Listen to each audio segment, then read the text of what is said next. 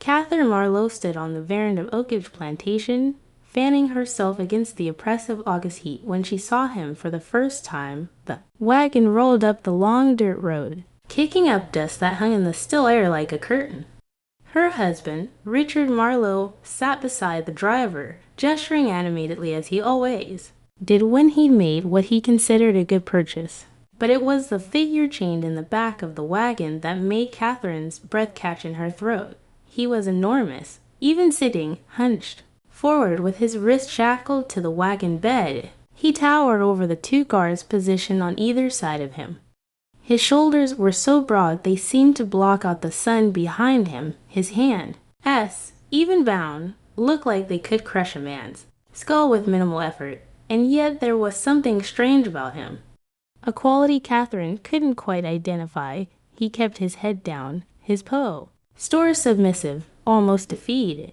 He coughed periodically, a wet, rattling sound that suggested illness. His clothes hung loose on his frame as if he'd recently lost weight. "Calf, Ryan," Richard called out as the wagon came to a stop. "Come see what I've acquired. Wait until you see the size of this one." "He'll do the work of 3 men." Catherine descended the steps slow, wily, her silk skirts rustling, her hand gripping the railing. She had seen many slaves arrive at Oakidge over the years.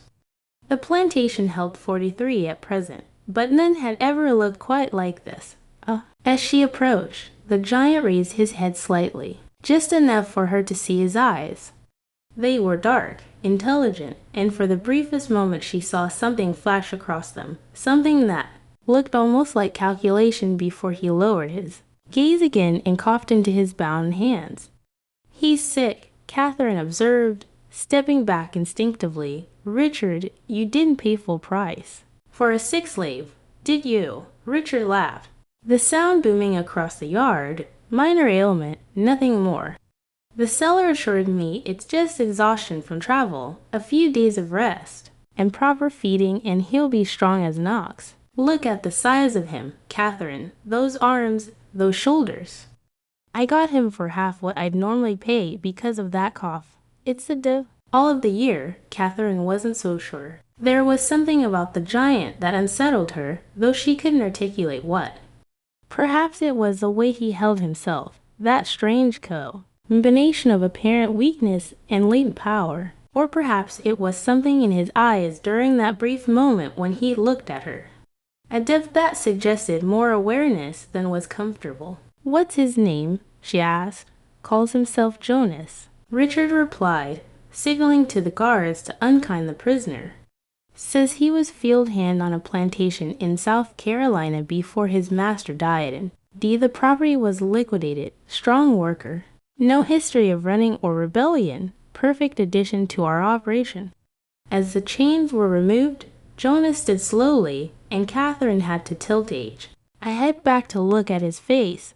He must have been nearly 7 feet tall, with a frame that suggested tremendous strength despite the apparent illness. He swayed slightly, as if dizzy, and caught himself against the wagon. One of the guards laughed. "Careful, big man. Don't want to fall and hurt yourself before you've done any work." Jonas said nothing, just nodded submissively and allowed himself to be led toward the slave quarters. Catherine watched him go, that uneasy feeling persisting in her chest like a stone.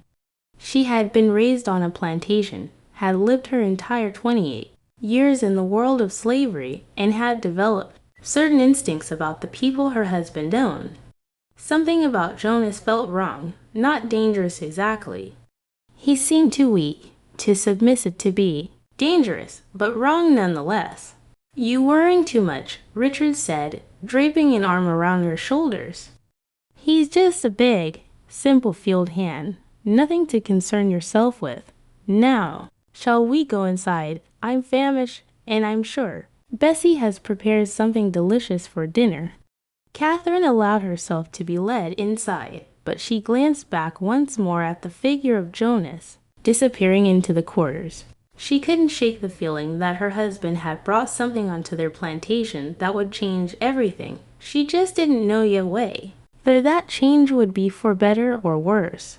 What Catherine didn't know, what no one at Oakidge Plantation knew, was that Jonas wasn't his real name, that he hadn't been a field hand in South Carolina, that he had never been submissive or simple or weak, and that the cough, the hunched posture, the appearance of illness were all carefully constructed lies designed to accomplish one specific purpose, infiltration. His real name was Elijah. He was 32 years old and he was a hunter. Before we continue with this revenge story, don't forget to subscribe to the channel and comment which city you're listening from. Thank you, and let's keep going. 6 months earlier, February 1857, Tennessee, Elijah had been born free in a small community of free black people in the mountains of Tennessee. His father, Samuel, had been a legendary tracker and hunter who had escaped slavery 20 years before Elijah's birth and had never been recaptured. Samuel had taught his son everything he knew about tracking game, reading signs in the forest, understanding animal behavior, moving silently through wilderness, and most importantly, how to think like a predator. A hunter doesn't chase his prey. Samuel had told him when he was just a boy. A hunter understands his prey. He learns its habits, its weaknesses, its fears, and then he sets a trap so perfect that the prey walks into it. Willingly, Elijah had become one of the finest hunters in the region, providing meat for his community and occasionally guiding wealthy white men on hunting expeditions, men who paid well and never asked questions about his status because his skills were too valuable. He had a wife, a small cabin, and a life that, while not easy in a nation that despised his skin color, even when he was ethnically free, was at least his own. Then, 3 years ago, everything had changed. His mother, Ruth, had been born enslaved on a plantation in Georgia called Oakidge.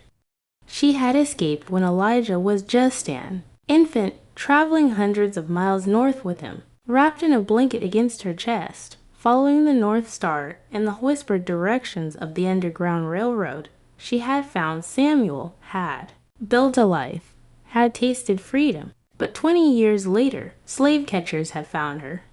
They had come in the night with dogs and chains and a legal document that declared her the property of Richard Marlo of Oakidge Plantation, Georgia. The law didn't care that she had lived free for 2 decades, didn't care that she had a husband and a grown son, didn't care that forcing her back into slavery was a cruelty that defied every principle of human decency. The Fugitive Slave Act was clear. Escaped slaves could be captured and returned to their owners, no matter how long they had been free, no matter where they were found. Elijah had been away on a hunting trip when it happened. By the time he returned, his mother was gone. His father had tried to stop them and had been beaten so badly he couldn't walk. The cabin had been ransacked and pinned to the door was a notice. Property of Richard Marlo, Oakidge Plantation, Georgia, legally reclaimed. Elijah had held his father while the old man wept. Samuel, who had escaped slavery and built a life and taught his son to be strong and free, had been powerless to protect the woman he loved. "I'm sorry," Samuel kept saying. "I'm sorry. I couldn't stop them. There were too many.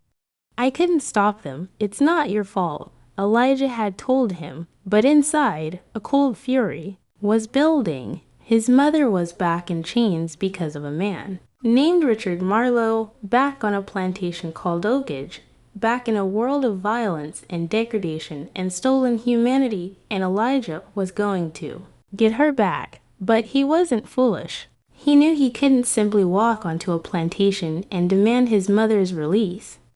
He knew that a direct assault would end with him dead or enslaved himself, so he did what his father had taught him to do. He studied his prey. He learned everything he could about Oakidge Plantation, about Richard Marlo, about the layout of the property, and the number of overseers and the security measures in place. What he learned was daunting. Oakidge was one of the largest plantations in Georgia with over 400 acres of cotton and tobacco fields. Richard Marlo was wealthy, well-connected, and known for his harsh treatment of enslaved people. The plantation employed 6 overseers, all of them armed and experienced. There were dogs, potro, ales, and a reputation for brutally punishing any slave who attempted escape. A direct rescue was impossible, but infiltration that might work. So Elijah had devised a plan that was audacious to the point of madness. He would get himself sold too. Richard Marlo, he would enter Oakidge Plantation not as a rescuer, but as property. Once inside, he would gather information, find his mother, and execute an escape that would free not just her, but as many others as possible. And in the process, he would destroy Richard Marlo's operation so thoroughly that the man would never recover. It took 6 months of preparation. Elijah had to learn to act like a slave, to adopt the posture, the speech patterns, the submissive behavior that white people expected. He had to suppress every instinct that made him free and strong. He had to become, at least externally, the kind of property that would be bought and sold. The hardest part was allowing himself to be captured. He had traveled south to the borders of slave territory and had deliberately allowed a slave patrol to find him. He had claimed to be a runaway from a plantation in South Carolina, had given false information about that his owner had acted confused and frightened and weak. The patrol had believed him because he gave them what they expected to see. A big simple Negro who had made a foolish attempt at freedom and was now resigned to his fate. He was taken to a slave jail in Augusta where he spent 2 weeks in chains, continuing his performance. He developed a convincing cough by breathing in dust and irritant. In his throat, he hunched his shoulders and moved slowly as if exhausted. He spoke in the differential tones that white people expected, always averting his eyes, always acting as if he had been beaten into submission. When the traders began preparing for the next auction, Elijah made sure to be placed in the category of questionable health, valuable for his size, but risky because of the apparent illness.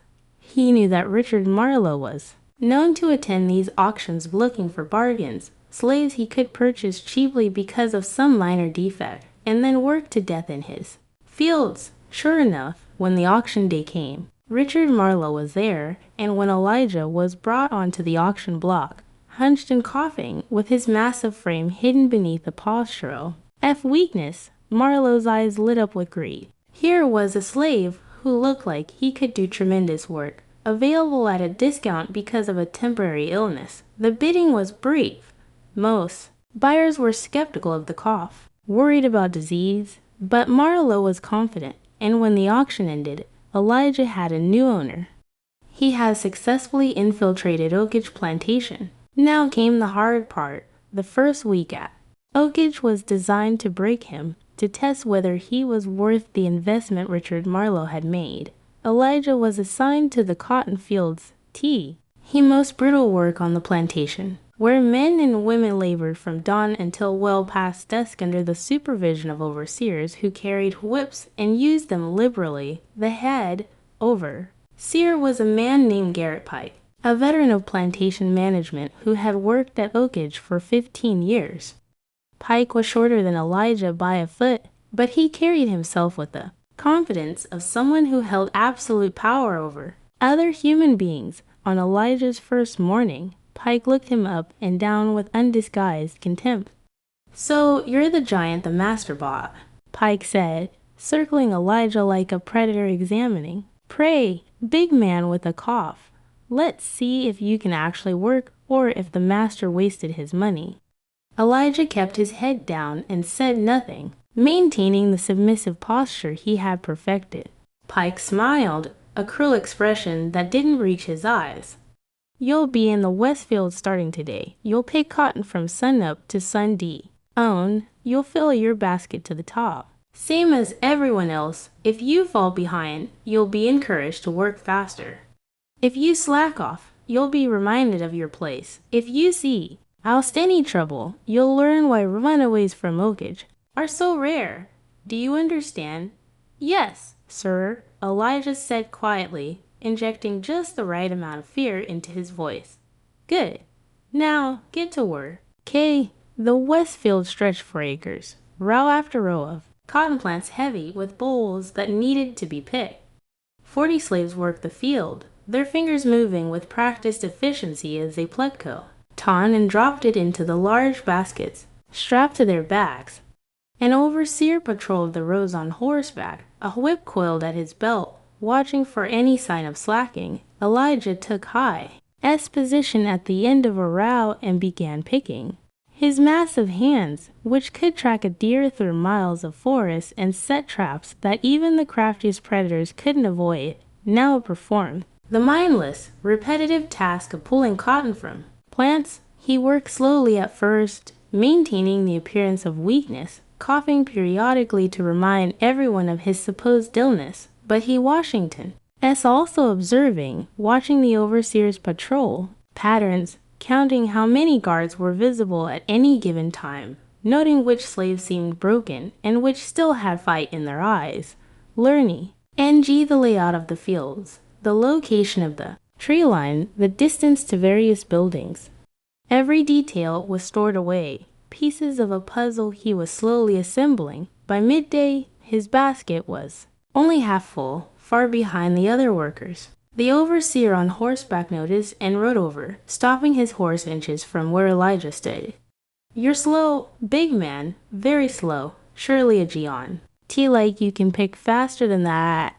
Elijah coughed and kept his eyes down. "Sorry, sir, still feeling weak. I'll work faster." The overseer considered this, then without warning, struck Elijah across the back with his whip. The pain was sharp and immediate, but Elijah forced himself not to react beyond a small flinch. He'd experienced pain before, knife wounds from hunting accidents, broken bones from falls, burns from campfires. This was nothing he couldn't handle. But more importantly, he couldn't show strength, couldn't reveal that he was more than he appeared. "That's to help you remember to work faster," the overseer said. "Next time I come by, your basket better be fuller or you'll get more than one." "Yes, sir," Elijah whisped. The overseer rode off, and Elijah resumed picking, now moving slightly faster, but still maintaining his performance of weakness. An older woman working nearby glanced at him with sympathy. "Don't let him break you on the first day," she said quietly. "Pace yourself.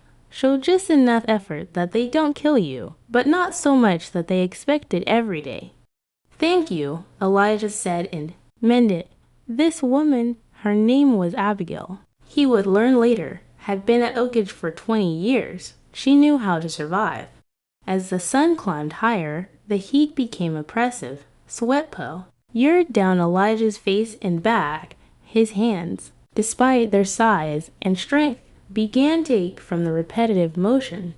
But this was nothing compared to tracking game for days through mountain wilderness. This was nothing compared to what his mother was enduring somewhere on this plantation. That thought kept him going. Ruth was here somewhere within these 400 acres. His mother was working, suffering, enduring. He just had to find her. By evening, when the bell finally rang to signal the end of the workday, Elijah's basket was nearly full. Not the fullest, but respectable enough that the overseers didn't punish him further. The slaves trudged back to their quarters, a collection of rough wooden cabins that housed the plantation's labor force. The cabins were cramped, poorly maintained, and offered minimal protection from the elements. But they were sheltered, and after 16 hours of work, even a thin mattress on a wooden floor seemed like luxury. Elijah was assy. Ned to a cabin with 5 other men, all of them field workers. They eyed him wearily as he entered, taking in his size, his apparent weakness, his status as a newcomer. "You, the new giant," said one man, middle-aged with a scar across his cheek. His name was Moses. "Yes," Elijah said simply. "You picked much cotton today." "Not enough." "Still sick." Moses nodded, accepting this. "Get better fast. Master, don't keep sick slaves long. Either you work or you get sold south to the rice plantations, and nobody survives rice country." The other men murmured agreement. Elijah filed this in. Formation away, another piece of the puzzle. Oakidge was harsh, but apparently there were places even worse, and Marlo wasn't above selling defective property to maximize his profit. That night, lying on his thin mattress while the others slept, Elijah began his real work. He had spent the day observing, learning the surface details of plantation life, but nights would be for deeper, intelligence gathering, for moving silently through the darkness, avoiding detection, gathering the kind of information that would make his eventual plan possible. He waited until the cabin was silent, except for snoring, then rose carefully. His size made stealth challenging, but his father had taught him how to move without sound, how to distribute his weight, how to breathe so quiet, that even animals wouldn't detect him. These skills, honed over decades of hunting, now served a different purpose. He slipped out of the cabin into the humid Georgia night. The plantation inn was quiet but not unguarded. Elijah could see torches in the distance where overseers maintained patrol routes. He could hear dogs barking somewhere beyond the main house, bloodhounds probably trained to track runaways. This would require careful navigation. He moved through the shadows between buildings, staying low, avoiding open spaces. His destination tonight was simple reconnaissance. On the layout of the quarters. Identify which cabins house which groups. Locate the main house, the overseer residences, the storage buildings. Basic intelligence that would inform more complex operations later. As he crept past the women's quarters, he heard quiet weeping from inside one cabin. He paused, listening, a woman's voice holder speaking in a tone that suggested she was comforting someone younger. The words were indistinct, but the emotion was clear: pain, loss, exhaustion. His mother was in one of these cabins. He didn't know which one. Yet, didn't dare risk searching tonight when he was still learning the patrol patterns. But knowing she was close made his chest tighten with emotion he couldn't afford to indulge. Not yet, not until he had a plan that would actually work. He continued his circuit, noting everything. The main house was large and well lit, even at night, with at least a people visible through window. House slaves probably, working late. The overseer cabins were positioned strategically around the property, ensuring that no area was completely unwatched. The storage buildings, where tools and supplies were kept, were locked but not heavily guarded, and in the distance he could see the edge of the forest that bordered the plantation. Dark, dense, and offering potential escape route. Tase if needed. After an hour of reconnaissance, Elijah returned to his cabin and slipped back onto his mattress. None of the other men had stirred. He lay there in the darkness, processing what he'd learned, beginning to form the outline of a plan. That would require patience, precision, and a level of deception he'd never attempted before. He would need to maintain his performance of weakness for weeks, maybe months, long enough to earn a degree of trust, or at least to be dismissed as harmless. Long enough to learn more about the overseers, their personalities, their weaknesses, air habits, long enough to make contact with his mother and assess her condition. Long enough to identify allies among the slaves who might be willing to risk everything for freedom. And then when time was right, he would stop being Jonas, the weak field hand, and become Elijah the hunter once more. And Richard Marlo's plantation would learn what it meant to be prey. The next morning came, early, announced by a bell that rang across the plantation at dawn. The slaves rose immediately, knowing that delays resulted in punishment. They were given a brief period to eat a meager breakfast of cornmeal mush and water before being marched back to the fields. Elijah fell into the routine, continuing his performance. He picked cotton slowly but steadily, just fast enough to avoid beatings, but not so fast as to seem healthy. He coughed at regular intervals. He hunched his shoulders and moved as if every step required effort, and he watched constantly, gathering more in form. On the third day, he made his first important discovery. During the midday break, when slaves were allowed a few minutes to drink water and rest, he noticed a woman working in the adjacent field who moved with a familiar grace. Despite her obvious exhaustion, she was in her 50s with gray threading through her hair, and even from a distance, even after 3 years of separation, Elijah recognized her, Ruth, his mother. Every instinct screamed at him to go to her, to speak to her, to assure her that help had come. But he forced himself to remain still. Any unusual behavior would be noted by the overseers.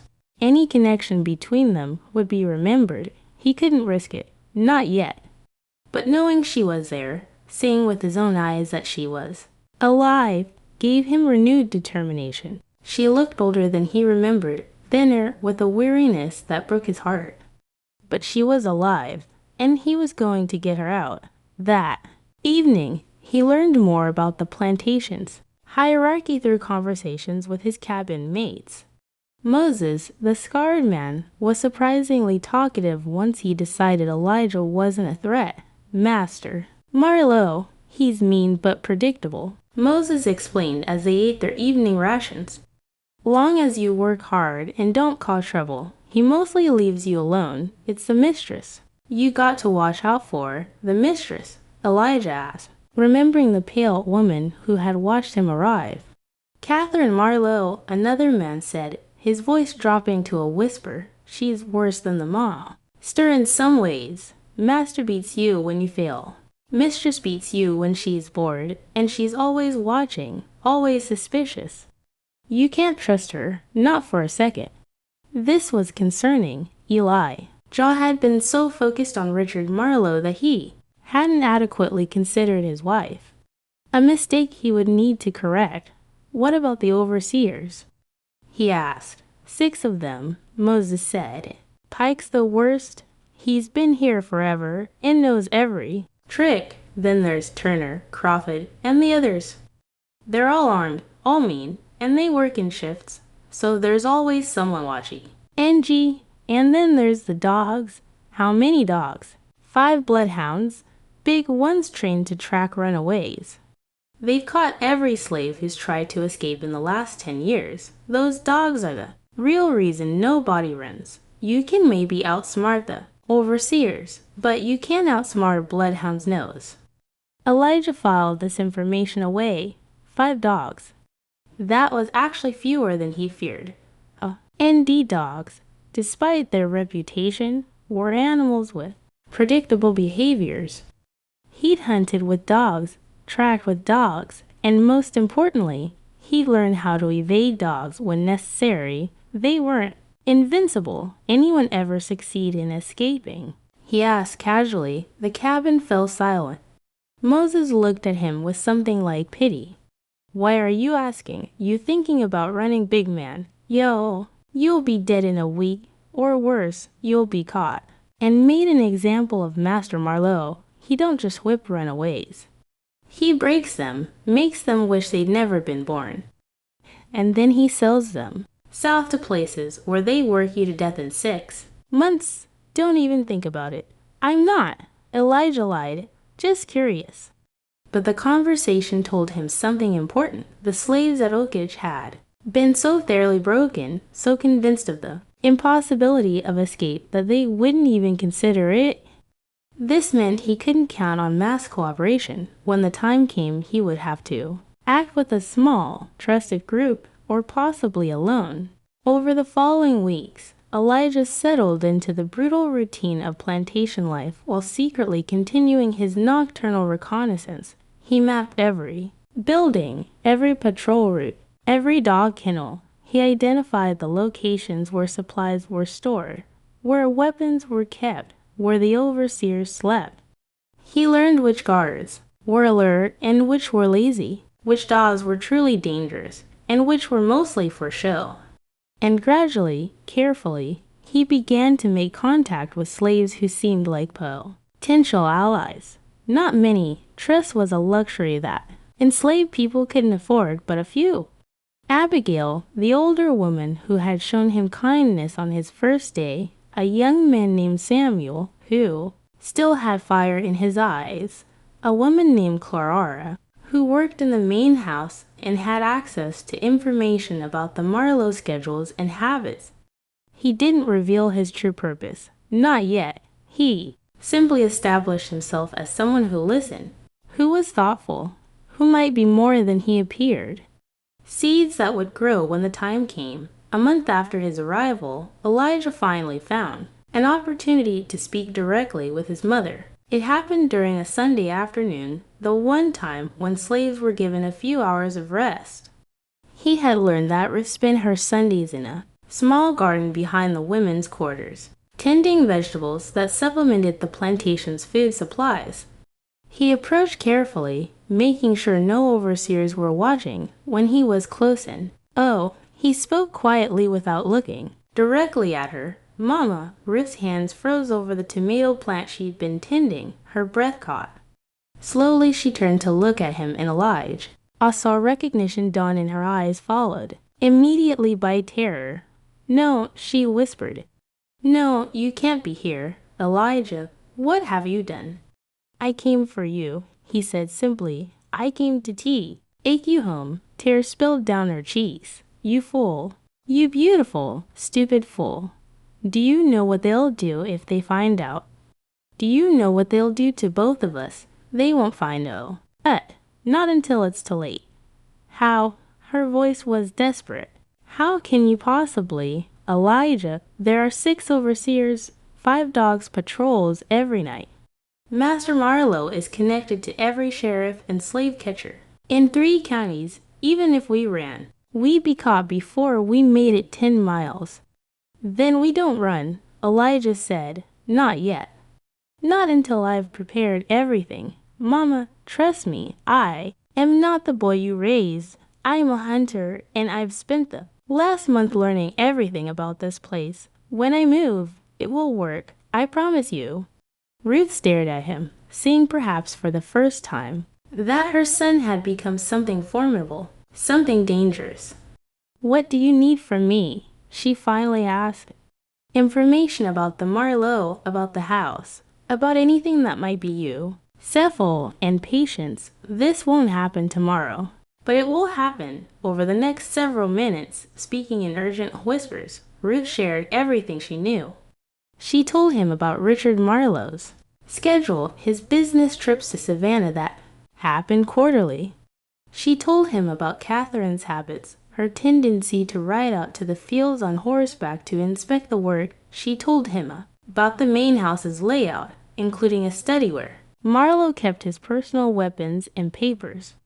Most importantly, she told him about the one night each year when the plantation's guard was at its low west, the harvest celebration. It was a tradition at Oakidge that when the cotton harvest was complete, Richard Marlo hosted a large party for neighboring plantation owners. The event required all the house, slaves to work in the main house, and the overseers were often drunk by midnight, celebrating with the white guests.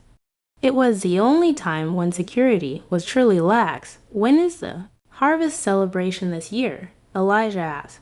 6 weeks early October. Perfect. Elijah felt pieces of his plan clicking into place. That's when we move. Ruth asked Elijah. We can't free everyone, even if we could escape ourselves trying to take 40 other people. Not 40, Elijah interrupted, but not just to either.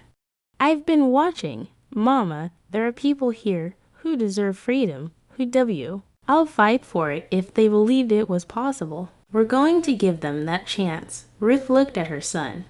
This man who had infiltrated a plantation, who had spent weeks playing weak while gathering intelligence, who spoke with a quiet confidence that came from genuine capability rather than bravado. And she felt something she hadn't felt in 3 years. Hope. Tell me your plan, she said, and for the next 20 minutes, while pretending to work in the garden, Elijah outlined exactly how he intended to destroy Richard Marlo's operation and free not just his mother, but as many enslaved people as were willing to risk everything for liberation. It was audacious. It was dangerous. It relied on perfect timing and flawless execution, but it could work. And that night, as Elijah lay in his cabin pretending to sleep, He allowed himself a small smile. The trap was set. The prey had no idea what was coming, and in 6 weeks, Oakidge Plantation would learn what happened when you enslaved the hunter's mother. The giant they thought they'd bought wasn't weak, wasn't simple, wasn't broken. He was the most dangerous man they'd ever encountered, and the airtime was running out. The 6 weeks between Elijah's conversation with his mother and the harvest celebration passed with agonizing slowness, each day a carefully choreographed performance of submission, while he refined every detail of his plan. The work in the cotton fields continued its brutal rhythm dawn to dusk 6 days a week, with only Sunday afternoons offering any respite. But Elijah used the every moment strategically turning his enslavement into an extended reconnaissance mission. His illness began to show signs of improvement, but slowly, gradually, in a way that seemed not all. He coughed less frequently. His posture straightened slightly. His cotton picking increased from half a basket per day to 3/4, then to a full basket. The overseers noticed and were pleased. Their investment was paying off. Richard Marlo himself commented during one of his infrequent visits to the fields that the giant was finally earning his keep. Catherine Marlo, however, remained suspicious. Elijah noticed her, watching him more than the other slaves. Her eyes narrowed as if trying to solve a puzzle she couldn't quite articulate. She would ride out to the fields on her chestnut mare ostensibly to inspect the work, but Elijah could feel her gaze lingering on him longer than necessary. It was unsettling, this attention, but he never acknowledged it, never gave her any reason to think he was anything other than what he appeared to be. During the 4th week of his preparation, Catherine approached him directly. It was midday, the sun blazing overhead, and Elijah was drinking water from the communal bucket when her horse stopped beside him. He immediately lowered his eyes, the gesture of deference so practiced now it was almost natural. "You," she said, her voice sharp. "Jonas, isn't it?" "Yes, ma'am," Elijah replied quietly, not looking up. "You've been here a month now. You're working better, stronger, yes, ma'am. Thank you, ma'am. Look at me when I speak to you." Elijah raised his eyes slowly, making sure his expression showed nothing, a respectful attention. Catherine studied his face for a long moment, her when expression unreadable. "There's something about you," she said finally. "Something I can't quite identify. You're different from the others. Smarter, perhaps more aware, every instinct SCR." Aimed at Elijah to deny this, to deflect, to return to his performance of simple-minded obedience. But Catherine was perceptive in a way her husband wasn't, and complete denial might seem suspicious in itself, so he chose a middle path. "Just trying to work hard, ma'am. Trying to be useful, don't want to be sold south." Catherine's lips curved into something that wasn't quite a smile. "Sold south. Yes, that's every slave's nightmare, isn't it? The rice plantations, the sugar fields, places where Negroes die faster than they can be replaced." She paused, watching his reaction. "Are you afraid of that, Jonas?" "Yes, Mum," Elijah said honestly, because that much was true. He had heard the stories of those plantations where enslaved people were literally worked to death. Within months, it was a fate he wouldn't wish on anyone. "Good. Fear keeps you obedient. Fear keeps you alive." Catherine turned her horse to leave, then stopped. "My husband thinks he got a bargain, and he bought you, a strong worker at half price, because of a temporary illness. But I wonder if perhaps you're more trouble than you're worth." She rode away without waiting for a response. Essie, leaving Elijah standing there with his heart pounding. This was dangerous. Catherine's suspicion, even if she couldn't articulate exactly what she suspected, was a threat to everything he'd planned. Ned, he would need to be even more careful around her. That evening, he shared his concern with Riff during one of their carefully arranged brief encounters. They had developed a system where they could LD exchange a few words during Sunday afternoons, without attracting attention. and occasionally, when Ruth was assigned to work in the vegetable garden, Elijah could engineer reasons to be nearby Kath. Aaron's always been like that, Ruth said quietly, her hands moving mechanically as she pulled weeds. She watches everyone, looking for signs of resistance, of intelligence, of anything that might threaten their control. But she can't do anything based on suspicion alone. Just keep being what they expect to see. What if she convinces Marlo to sell me before the age? Harvest celebration. She won't. Richard's to please. With your cotton production, as long as you keep working hard, he won't get rid of you. Catherine may suspect something, but she has no proof. And Richard doesn't listen to her hunches. Elijah nodded, filing this information away. It highlighted something he'd already observed. The marriage between Richard and Catherine Marlo was not one of EQ. Ewell's. Catherine was intelligent and perceptive, but in the world they inhabited, her opinions mattered less than her husband's financial calculations. As long as Elijah was profitable, he was safe. During the 5th week, Elijah began the most dangerous phase of his preparation, recruiting allies. He had identified 5 slaves who seemed like potential collaborators, people who still had fight in them, who weren't completely broken by the system. The challenge was approaching them without revealing too much, without creating a conspiracy so large that someone might betray it out of fear or hope of reward. His first recruit was Abigail, the older woman who had shown him kindness on his first day. She was 57 years old, had been enslaved at Oakidge for 22 years, in age, at a quiet strength that came from surviving unspeakable hardships. Elijah approached her one Sunday afternoon, speaking in a voice barely above a whisper.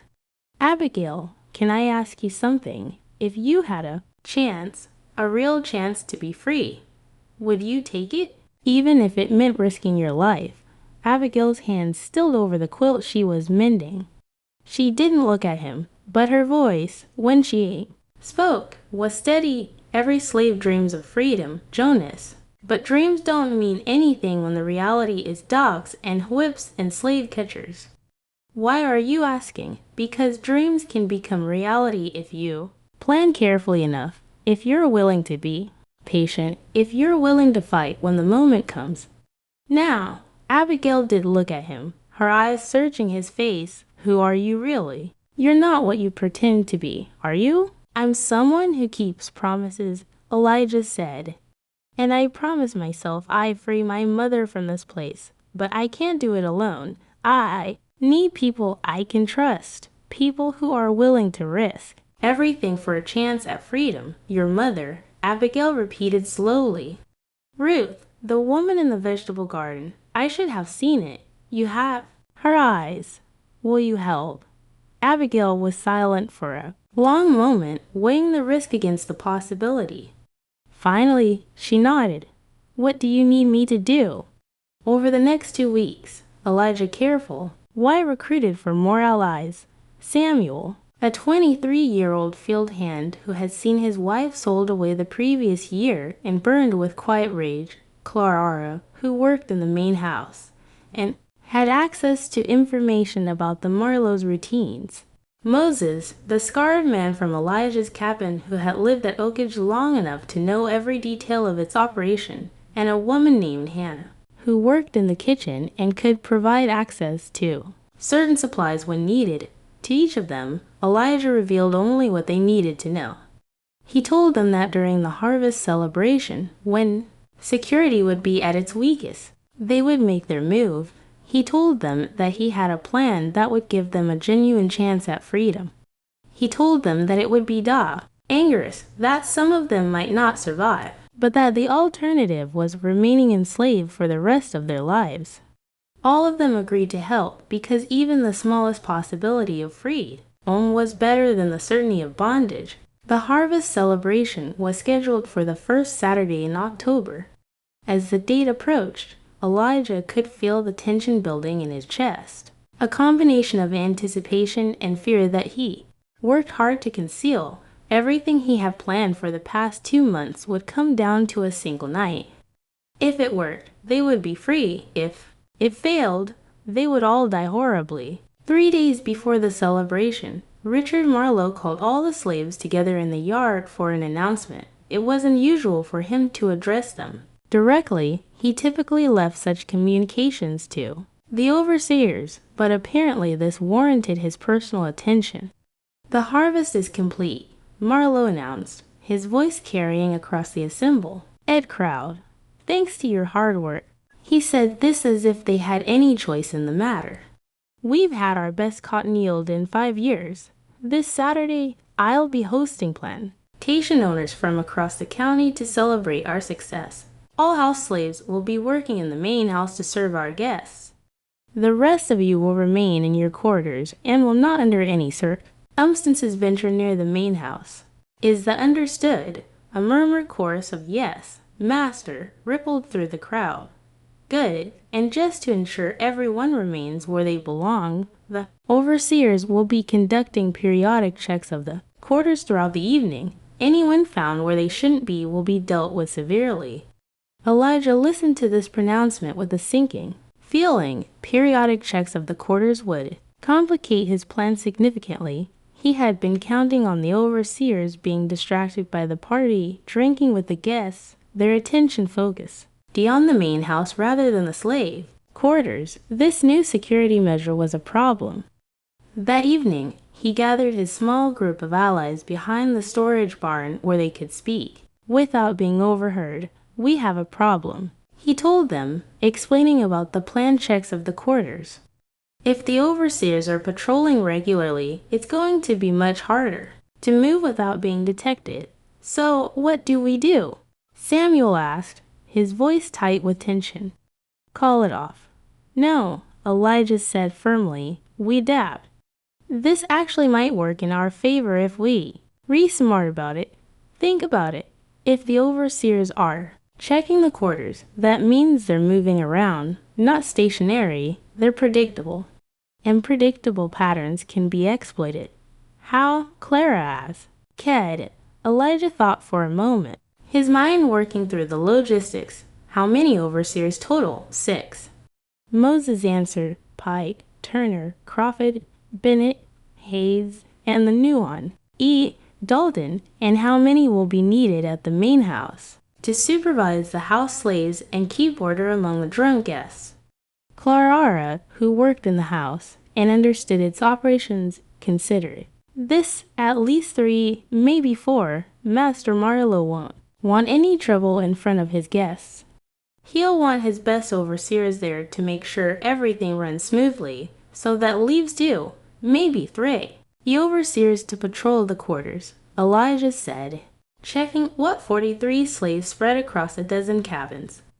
"That's a lot of ground to cover. They'll have to move in a pattern, a route that lets them check each cabin efficiently, and patterns can be timed." Understanding began to dawn on the others' faces. Moses nodded slowly. "If we can figure out their route, we can stay one step ahead of them. Move when they're checking the far cabins. Be back in place before they circle around." "Exactly," Elijah said.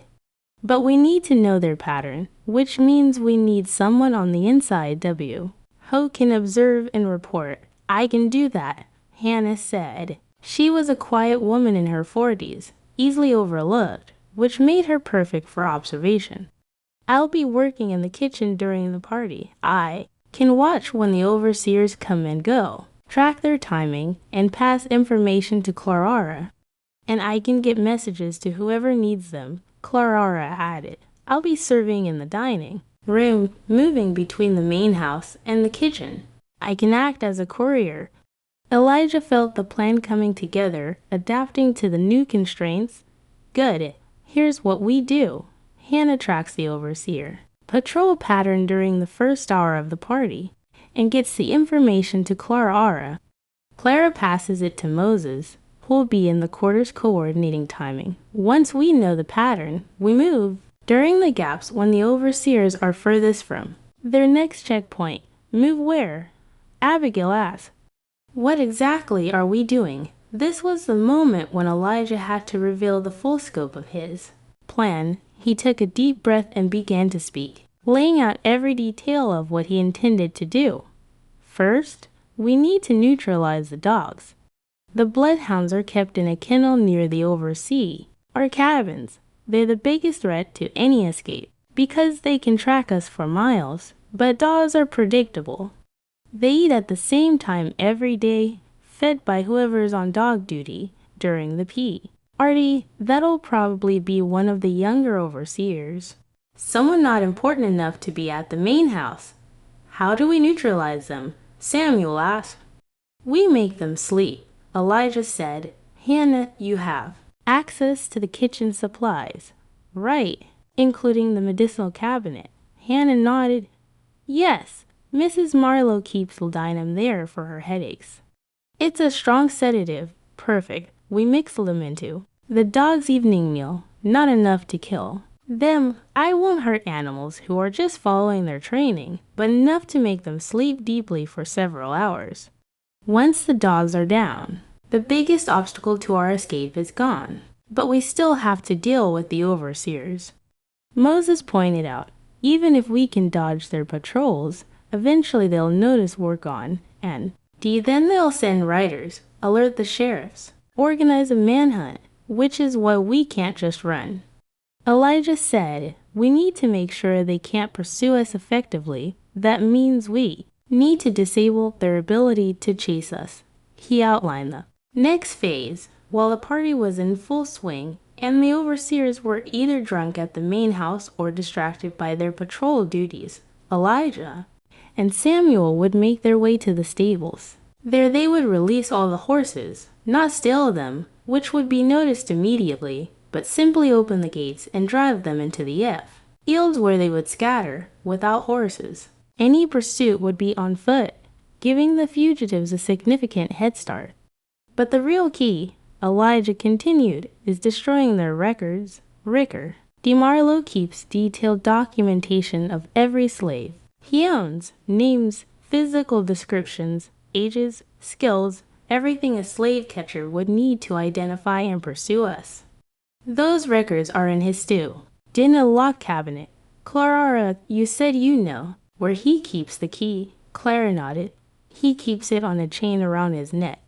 Never takes it off. Elijah smiled grimly. Then we'll need to get it from him, which brings me to the most dangerous part of the plan. While Marlo is drunk and distracted by his guests, I'm going to get into his study, retrieve those records, and destroy them. Without documentation, we become much harder to pursue. Slave catchers won't know exactly who they're looking for, won't have detailed descriptions to work from. That's insane, Moses said flatly. You're talking about walking into the main house during a party full of white people, stealing from the master while he's still awake, and walking back out. You'll be caught before you make it 10. AFT, not if I'm supposed to be there, Elijah countered. Not if I'm part of the serving staff for the evening, he explained his reasoning. Richard Marlo had bragged repeatedly about his giant slave, the massive field hand he bought for half price, who was now one of his most productive workers. It would be entirely in character for Marlo to show off his prize to his guests, to have the giant serve drinks or move furniture as a demonstration of his excellent slave management. All Elijah needed to do was position himself in the right place at the right time, and Catherine, who managed the house slaves, might very well assign him to work the party, and if she doesn't, Abigail asked, then I make sure she does. I'll volunteer. Act like I'm trying to be helpful to her in favor. She'd be suspicious. She's always suspicious. But she'd also be too busy managing a party for 40 guests to turn down free labor. The plan was audacious, filled with variables that could go wrong, but it was also the best chance they had. Over the next 2 days, they refined the details, assigned roles, identified fallback positions if things went wrong. Elijah drilled them on timing, on what to do if they were separated, on how to recognize the safe houses and underground railroad markers they might encounter once they made it past the immediate danger zone, and finally, Saturday arrived, the morning of the harvest. Celebration was chaotic. The main house was a hive of activity as house slaves prepared for the evening's festivities. Tables were set, food was prepared, the best china and silver were polished until they gleamed. In the fields, the remaining slaves worked a half day, finishing the final tasks before being dismissed to their quarters for duration of the party. Elijah worked mechanically, his mind focused on the evening ahead. Everything depended on precise timing, on a dozen small things going right, on luck and skill happening in the perfect measure. As the sun began to sink toward the horizon, he felt the weight of what he was about to attempt settling on his shoulders. At 4 p.m., the slaves were dismissed to their quarters. At 5 p.m., the guests began to arrive. Plantation owners and their wives arriving in fine carriages dressed in expensive clothes, ready to celebrate another successful harvest built on the backs of enslaved labor. By 6 p.m., the party was in full swing, and Elijah made his move. He approached the main house through the kitchen entrance where Hannah was working frantically to keep up with the demands of feeding 40 guests. She saw him and nodded almost imperceptibly, the signal that she'd already dosed the dog's evening meal with laudanum. Phase 1 was underway. "What are you doing here?" demanded the cook, a free black woman named Bessie, who oversaw the kitchen.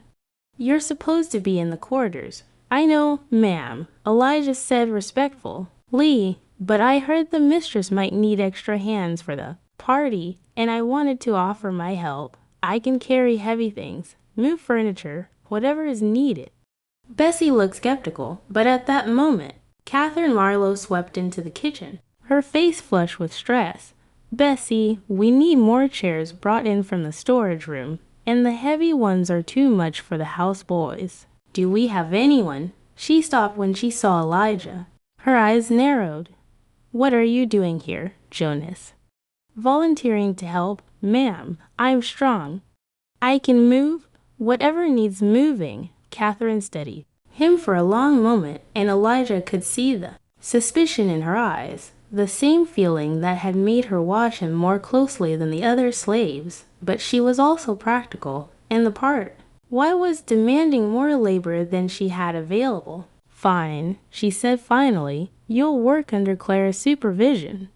You do exactly what you're told. Nothing more, nothing less. If I catch you anywhere you're not supposed to be, you'll regret it. Understood?"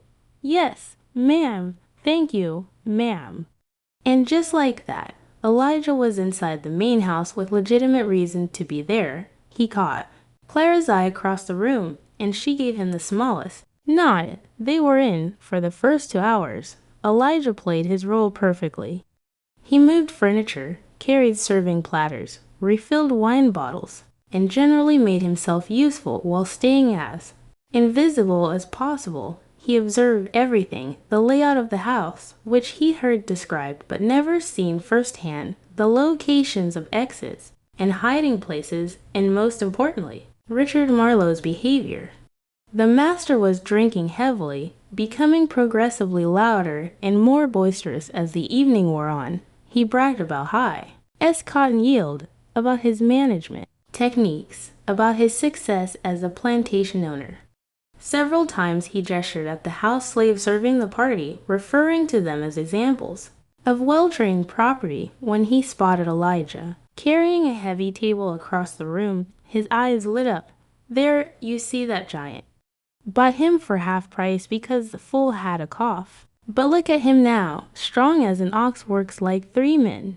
That's the difference between a smart plantation owner and an amateur, knowing when you're getting value even in damaged goods." The guests laughed and applauded, and Elijah kept his face carefully neutral, playing the role of the obedient slave who didn't understand he was being discussed.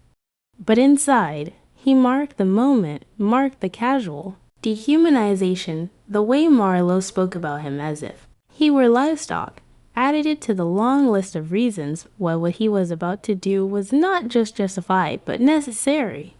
By 9:00 p.m. Richard Marlo was thoroughly drunk, so were most of his guests. The overseers who had been assigned to the party, Pike, Turner, and Crawford, were drinking as well, their vigilance deteriorating with every glass. of whiskey, and outside, according to the information Clara had passed him, the patrol pattern of the overseers checking the quarters had become predictable. They were doing cursory checks ever. Why 30 minutes, spending most of their time chatting with each other rather than actually searching? It was time.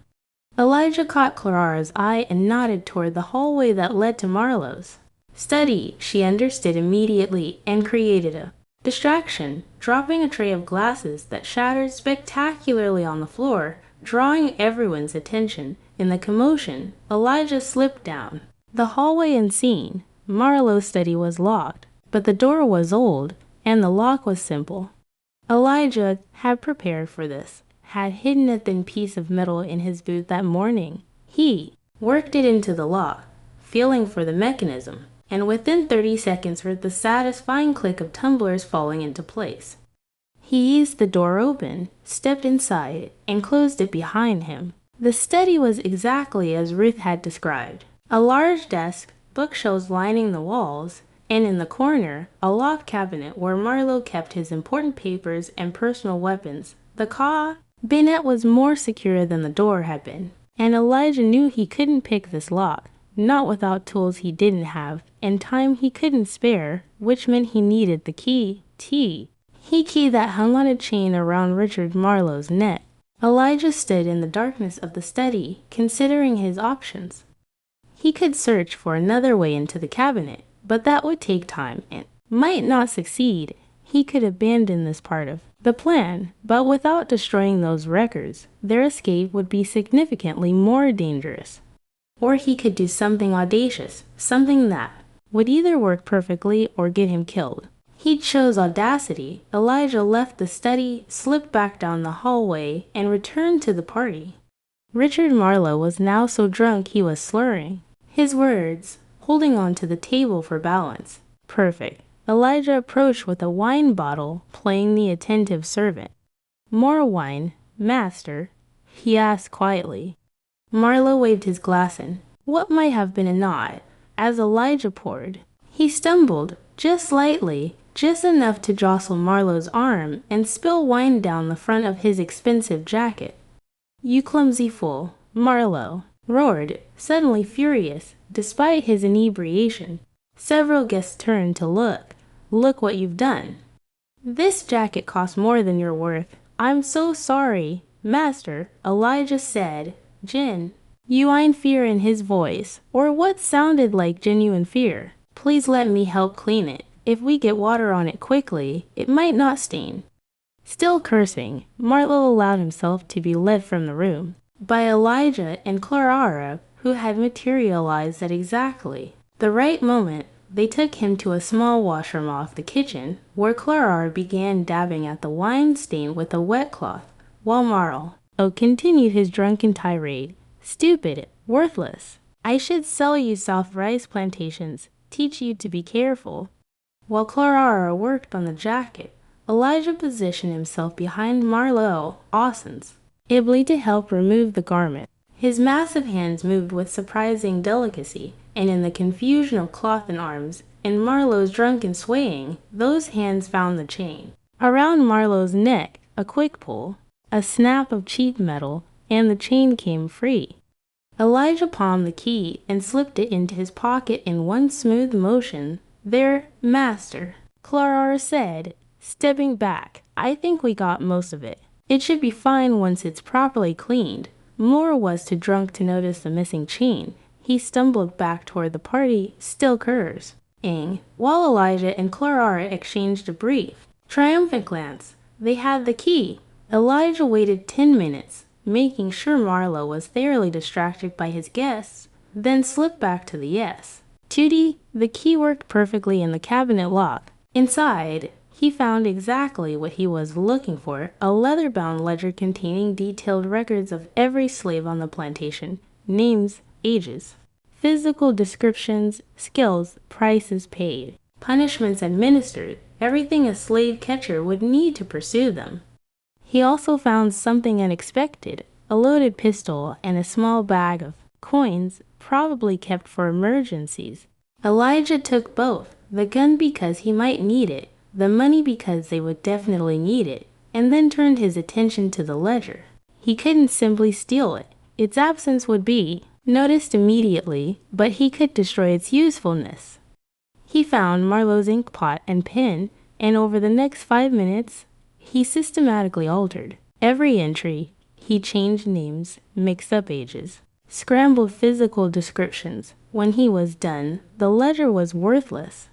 A document so corrupted that no one could use it to identify a specific slaw. But he wasn't finished.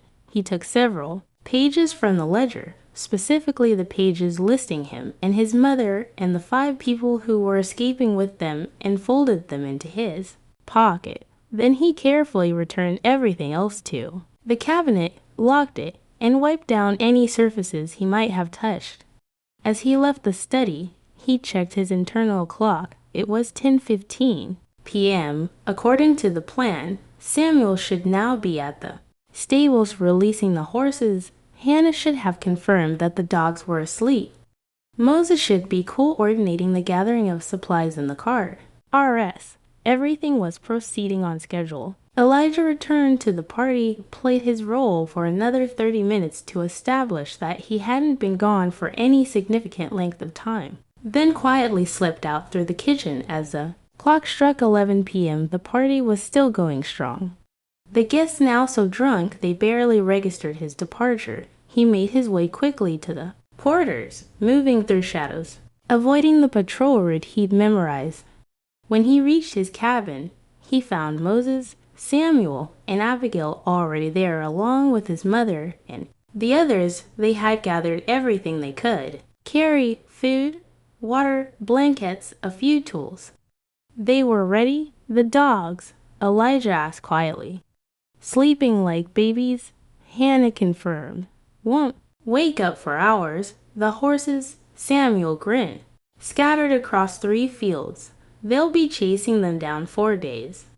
The patrol just passed 5 minutes ago. Moses said we have 25 minutes before they circle back. Elijah nodded. Then we go now. Stay close, stay quiet, and follow my lead.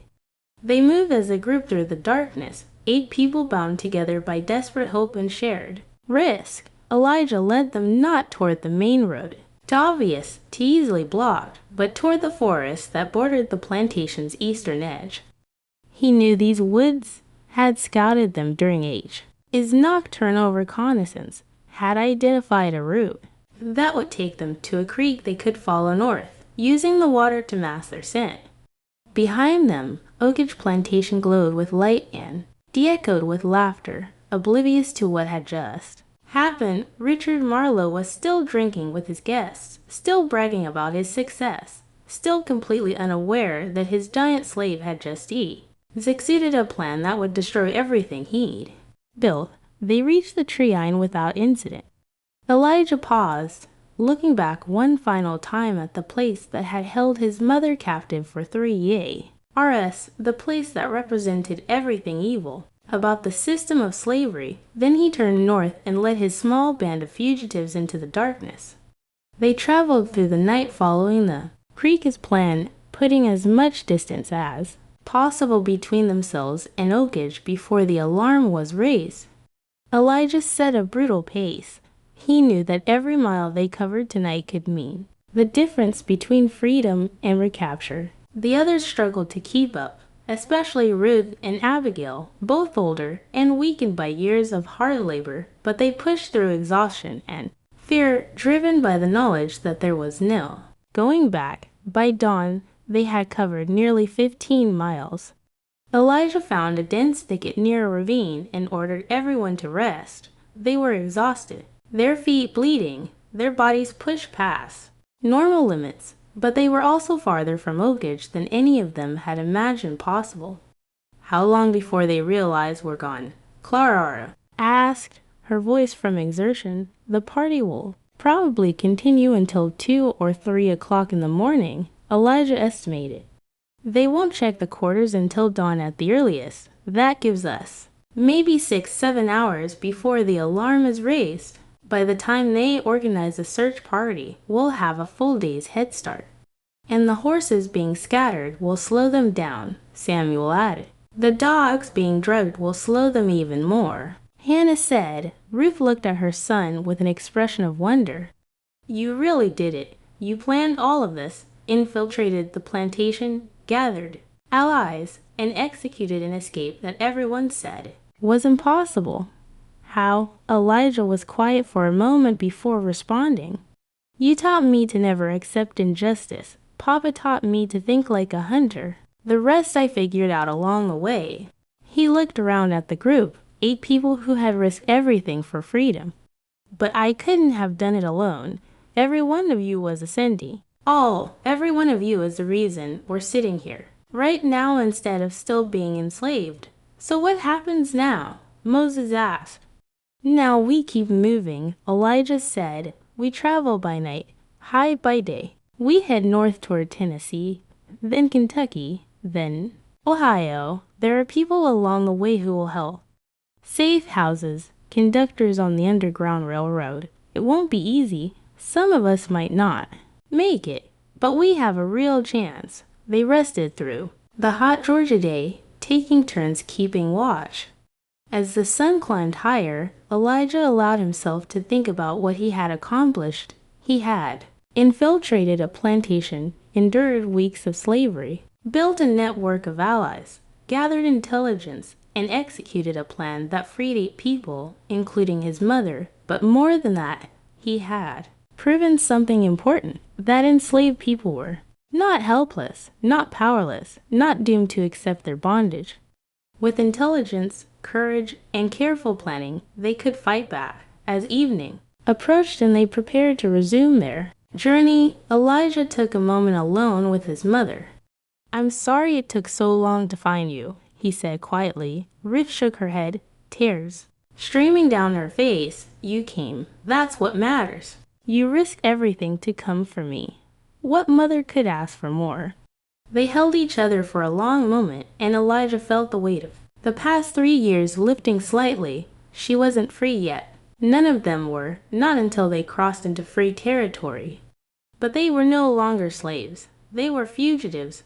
Yes, but fugitives who had chosen their own path, who had struck back against their oppressors, who had proven that the system of slavery was not as invincible as it pretended to be. As darkness fell, the group began walking again, heading north by the light of the stars. Behind them, they knew Oakidge Plantation had erupted into chaos. The discovery of their escape would have triggered a massive manhunt. Rioters would have even sent to neighboring plantations, to sheriffs, to slave catchers. Rewards would be posted. Dogs would be unleashed, though the drugged bloodhounds would be useless for hours yet. Boo! Elijah had planned for all of this. The scattered horses would delay mounted pursuit. The corrupted ledger would make accurate descriptions difficult. The head start they gained would be early impossible to overcome. And the route he'd chosen, following waterways, avoiding roads, moving through terrain that was difficult for large groups to search, would make him very hard to track. 3 days later, they crossed into Tennessee. 6 days after that, they reached the first safe house, a small farm owned by Quakers who asked no questions and provided food, rest, and directions to the next station on the Underground Railroad. 12 days after leaving Oakidge, they crossed into Kentucky. And 23 days after their escape, on a cold October morning, former slaves crossed the Ohio River into free territory. They had made it against impossible odds with nothing but courage and careful planning. They had achieved what the system of slavery insisted was impossible. They were free. Years later, when Elijah was an old man living in Canada, he would tell the story of his infiltration of Oakidge Plantation to his grandchildren. He would describe how he had pretended to be weak, how he had endured weeks of slavery, how he had systematically dismantled the security of a plantation and led 8 people to freedom. His grandchild, Ren, would listen with wide eyes, barely able to believe that their gentle grandfather had once been the most dangerous slave a plantation owner ever bought. But the part of the story that Elijah always emphasized, the lesson he most wanted them to understand was this: The people who enslaved others wanted the enslaved to believe they were powerless. They wanted them to accept their bondage as natural, inevitable, God-ordained. But it was all a lie. The enslaved had power, the power of intelligence, of courage, of community, of resistance. And when they chose to use that power, when they refused to accept injustice, extraordinary things became possible. Richard Marlo never recovered from the escape. The loss of 8 slaves was financially damaging, but the blow too. His reputation was worse. Other plantation owners whispered about his incompetence, about how he'd been outsmarted by a slave he thought was simple and weak. The story spread, became legend. The tale of the giant who wasn't what he seemed, who infiltrated a plantation and freed his mother and 7 others. It became a source of hope for enslaved people across the South, a reminder that resistance was possible, that freedom could be won. Catherine Marlo, for her part, never forgave herself for not trusting her instincts. She had known there was something different about Jonas, something dangerous beneath the surface, but she hadn't acted on that knowledge, and it had cost them dearly. She lived the rest of her life with the knowledge that she had seen the truth and ignored it. As for Elijah, he lived to see the end of slavery, lived to see the Civil War and emancipation and the slow, painful reconstruction of a nation that had been built on bondage. He raised children and grandchildren in freedom, taught them to read and write, gave them opportunities he'd have to fight for. And he never forgot the 8 people who had trusted him enough to risk everything for a chance at freedom. Because that night when they walked away from Oakidge Plantation and headed north toward freedom, they had done more than escape. They had proven that they were not property, not objects to be owned and controlled. They were human beings with agency and courage and the fundamental right to determine their own destiny. And no one, not Richard Marlo, not the slave catchers, not the entire system of slavery itself could ever take that away from them. They had chosen freedom. And that choice, that single act of defiance in the face of overwhelming oppression, was worth more than all the plantations in the South.